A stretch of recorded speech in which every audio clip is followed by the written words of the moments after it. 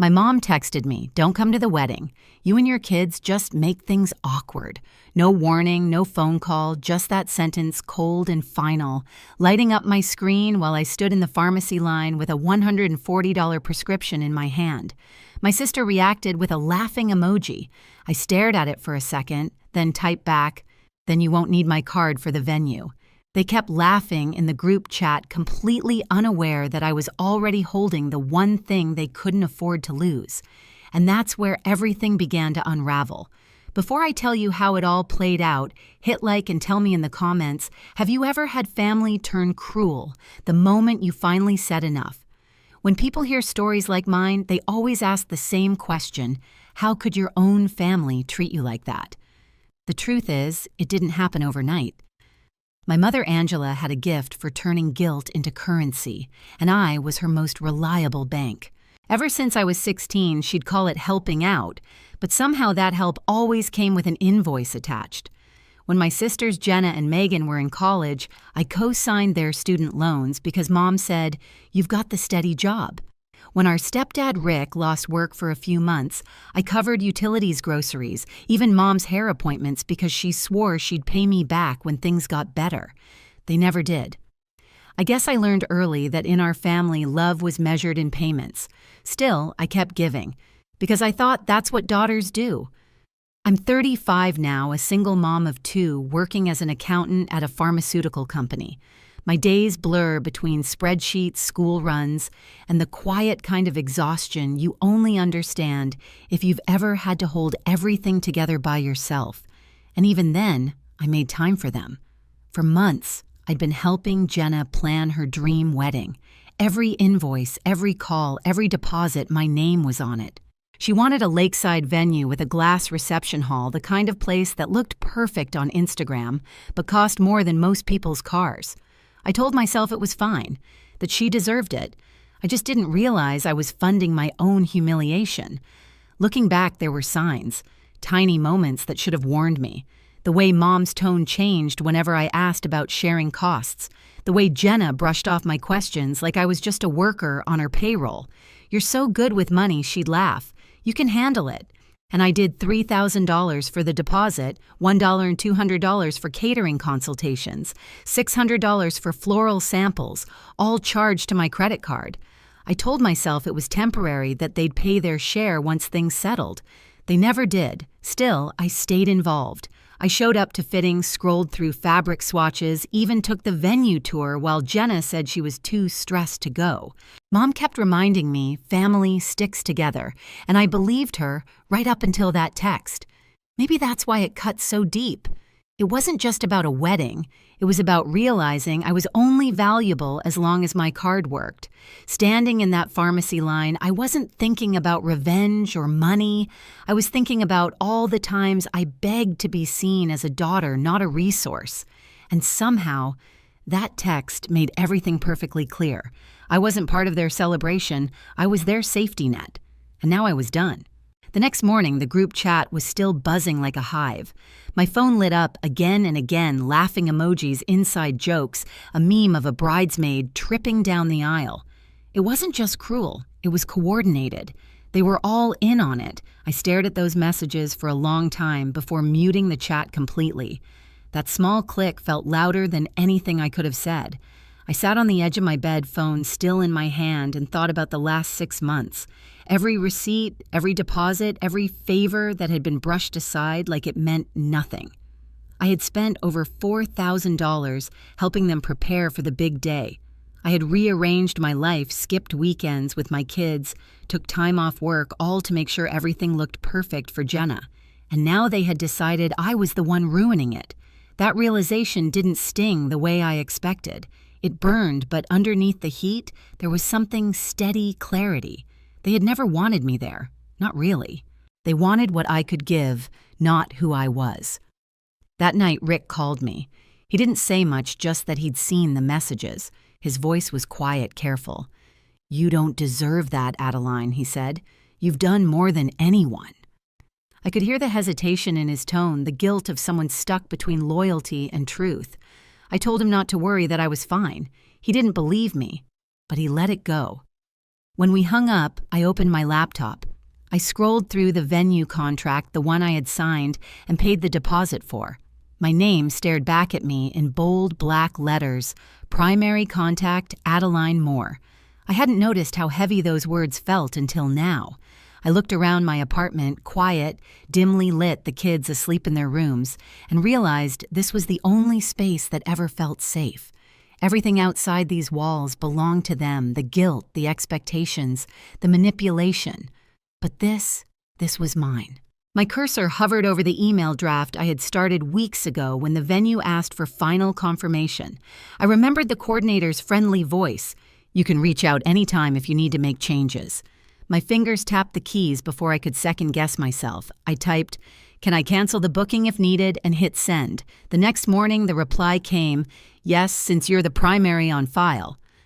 I sat back, reading it twice, my pulse steady for the first time in days. They thought I'd stay quiet, that I'd keep paying, keep apologizing, keep trying to earn a seat at a table that had already decided I didn't belong. But what they didn't know, what they never imagined, was that the table was about to disappear entirely. I didn't cancel the venue right away. I waited 2 days long enough for them to keep laughing, long enough for the silence to grow sharp. By Wednesday morning, Jenna posted a countdown on her Instagram story, 12 days until forever. I watched it for exactly 3 seconds before opening my laptop. The venue coordinator, Melissa, picked up on the second ring. She remembered me right away, probably because I was the only one who ever showed up for the planning meetings. "Hi, Adeline. Are we confirming the final payment today?" she asked, cheerful as ever. "Actually," I said, keeping my voice calm, "I need to cancel the event." There was a pause on the line. Then, in that quiet, I could almost hear her nod. "Understood. Since the contract's under your name, I'll process the cancellation right now." Just like that, months of planning vanished with a single click. But instead of guilt, I felt stillness. The kind that follows a storm when the air feels heavy but clean. After hanging up, I sat for a while staring at the muted group chat. They were still posting memes about the drama queen ruining the mood. I almost smiled, because in a few hours they'd realize what real drama looked like. That afternoon, I made a second call to Carla and Denise, my 2 oldest friends from college. They'd eloped during the pandemic and never got to celebrate properly. When I told them the date and the venue were suddenly free, they thought I was joking. "No joke," I said. "It's yours if you want it. My treat." There was silence, then soft crying through the line. They didn't know it, but they were saving me too. Giving that day a new purpose meant I didn't have to carry its ugliness anymore. By evening, the group chat had gone quiet. I knew why. The payment must have bounced, and the venue had probably sent the cancellation notice.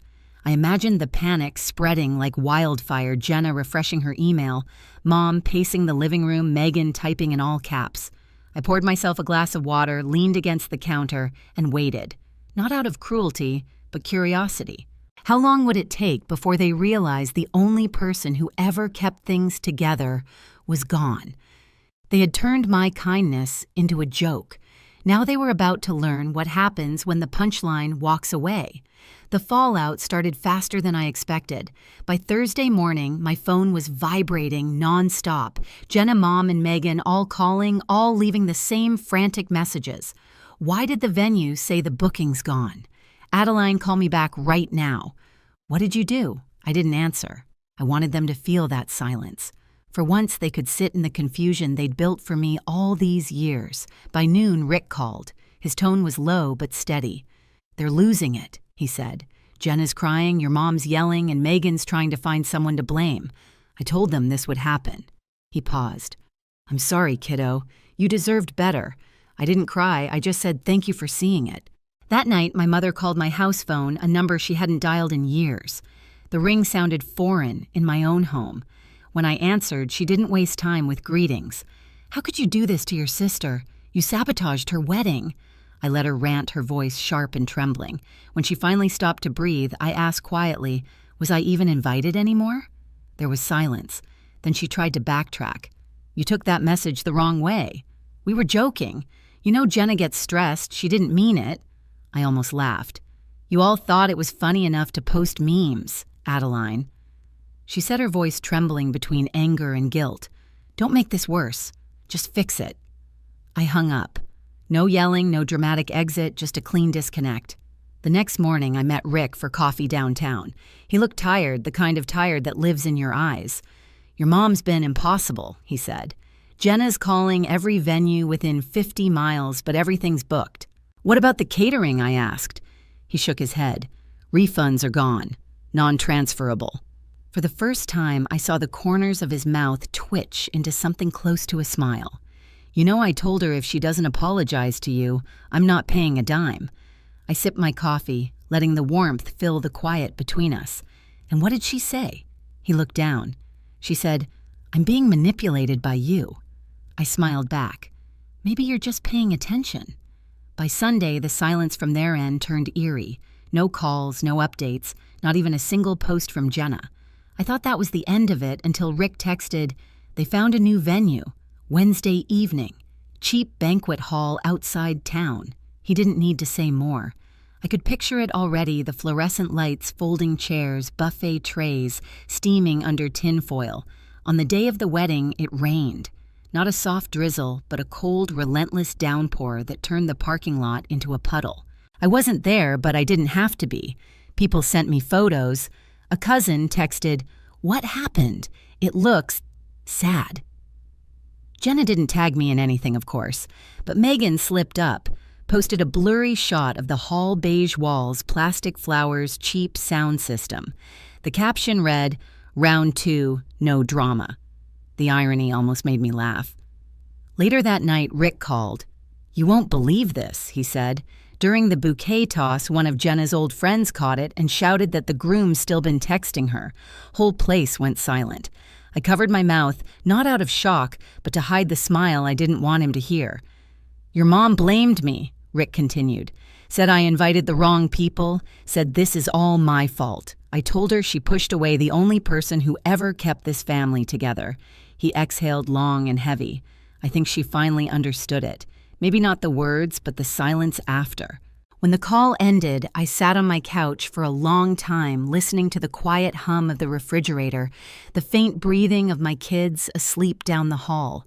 I expected to feel vindicated, maybe triumphant, but instead, I felt calm, like something heavy had finally slid off my chest. The next morning, Jenna texted me for the first time since the chaos began, "You must feel proud of yourself." "Everyone's talking about how cold you are." I stared at the message thumb hovering over the screen. For a moment, I considered replying, explaining, defending myself. But what would be the point? She didn't want the truth. She wanted a reaction. So I put the phone face down and let it buzz against the table until it stopped. A few days later, Rick texted again, 2 words, "I'm leaving." I called him immediately. "You mean?" "Yeah," he said. "I told your mom I'm done. I can't live in a house where decency is treated like betrayal." His voice softened. "I added your name to my insurance, by the way. You're the only one who ever treated me like family." My throat tightened, but no tears came. I just whispered, "Thank you." That night I walked out to the balcony. The rain had stopped. The air smelled clean, like everything had been washed new. I thought about the text that started it all, my mom's cold words, the emojis, the laughter. They thought I was being petty when I pulled away. But they never understood it wasn't revenge. It was release. For years, I'd been paying for their peace. Now, for the first time, it was mine. Rick moved out a week later. No fight, no shouting, just a quiet departure that said everything words couldn't. He left a note on my doorstep written in his small, careful handwriting, "You were right to walk away first." When we met for coffee a few days later, he looked lighter, younger somehow. "The house is unbearable," he said. "Your mom's pretending everything's fine, but Megan's unemployed, and Jenna's drowning in debt from that wedding." He stirred his cup slowly. "You know what's funny? They still haven't apologized. Not once." I smiled, but there was no satisfaction in it, just understanding. They can't. Apologies mean admitting the well is dry. He laughed softly, then handed me a small envelope. Inside was a check. "Part of that loan I took for them," he said. "They'll never see a dime of it again, but you deserve this back." I shook my head and slid it back toward him. "Keep it, Rick. You paid enough already." Later that night, I sat on my balcony watching the city lights blink below. My phone buzzed a text from Mom. "You've made your point, but this is still your family." I read it once, then typed back, "I didn't cut anyone off. I just stopped funding my own mistreatment." She never replied. Inside, my kids were laughing, building a pillow fort in the living room. I looked at them and realized that peace wasn't loud or flashy. It was quiet, steady, and finally, mine. For the first time in years, I didn't feel responsible for everyone else's happiness, just my own. I used to think love meant staying, no matter how much it hurt, that loyalty was about carrying the weight even when it wasn't mine. But now I know love without respect is just control dressed as care. Walking away wasn't revenge, it was survival. If there's one thing this whole mess taught me, it's that peace doesn't always come from fixing what's broken. It comes from finally letting it fall. So if you've ever had to choose between your peace and your family's approval, take it from me. Choose peace. You'll sleep better. You'll breathe again.